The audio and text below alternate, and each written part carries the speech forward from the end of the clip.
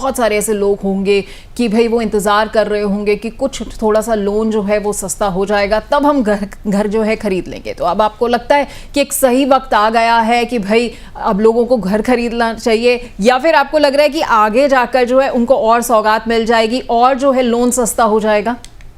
देखिए पल्लवी जी, ऐसा है कि जो होम घर खरीदने का जो निर्णय है वो बहुत कारकों पर निर्भर करता है। और जो अगर आप होम लोन सस्ता हो गया सिर्फ इसीलिए सोच रहे हैं, तो मैं सब व्यूअर्स को बता दूं कि होम लोन का जो प्रोडक्ट है वो लंबा प्रोडक्ट है, वो 20 साल 30 साल का प्रोडक्ट होता है।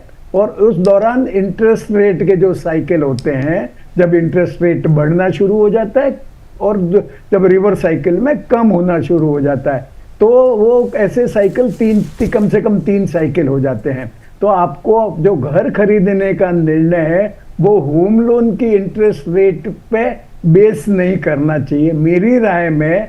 जब आपके पास में जो जितनी आपको मार्जिन मनी आपको पेमेंट करनी है, जो आपके हिस्से का भुगतान करना है, और जब आपको लगता है कि आप जितना होम लोन लेना चाह रहे हैं उसकी ईएमआई आप कंफर्टेबली चुका पाएंगे, तो आपको घर लेने का जो डिसीजन है वो इम्प्लीमेंट करना चाहिए। मतलब होम लोन की इंटरेस्ट रेट पे तो कतई आपको निर्भर नहीं रहना चाहिए। इधर आप होम लोन की इंटरेस्ट रेट कम करने के इंतजार में बेटर है, इधर प्रॉपर्टी की प्राइस ऊपर जा सकती है, तो उल्टा वो बोलते हैं कि नुकसान हो जाएगा, मतलब कई केसेज में आपको।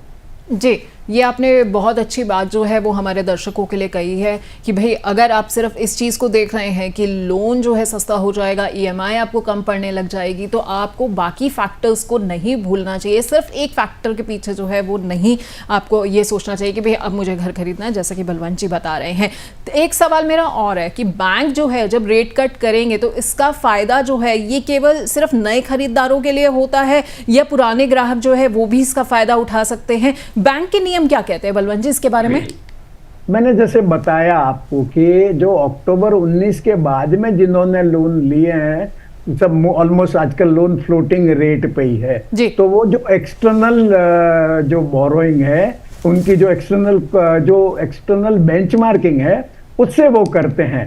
तो उसके जो जैसे रेपो रेट है, रेपो रेट पे स्प्रेड होता है, मतलब प्लस कुछ परसेंटेज 2%, 2.5%, 3% वो ऐड करके आपको इंटरेस्ट का रेट देते हैं।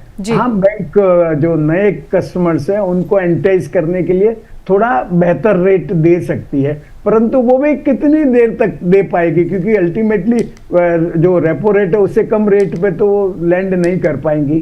तो इफेक्टिवली मेरे को लगता नहीं कि जो नए बोरोर है उनको भी कोई ज्यादा फायदा होता होगा।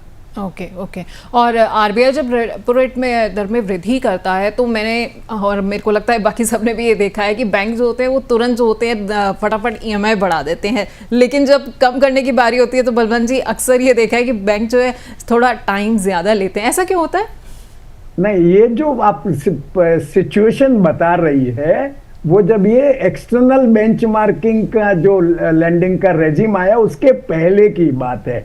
मतलब जब जो पीएलआर पे होता था या कॉस्ट ऑफ फंडिंग के बेसिस पे होता था, तब तो जो आप सिचुएशन बता रही है, तो बैंक जैसे रेट बढ़ गई, रेपो रेट बढ़ गई तो तुरंत बढ़ा दे देती थी, पर कम करने में वो थोड़ी सुस्ती दिखा देती थी। परंतु अभी जो एक्सटर्नल बेंचमार्किंग वाली जो लैंडिंग रेट है उसमें ये आपकी जो रेट है, इंटरेस्ट रेट है, वो ऑटोमेटिक चेंज है ना, वो ऑटोमेटिक हो गया है, उसको एक्सटर्नल बेंचमार्क से लिंक किया गया है। तो जैसे ही आपकी जो एक्सटर्नल बेंचमार्क कम होता है, नेक्स्ट रिव्यू जब भी ड्यू होता है तब आपकी जो रेट है, इंटरेस्ट रेट है, वो कम हो जाएगी।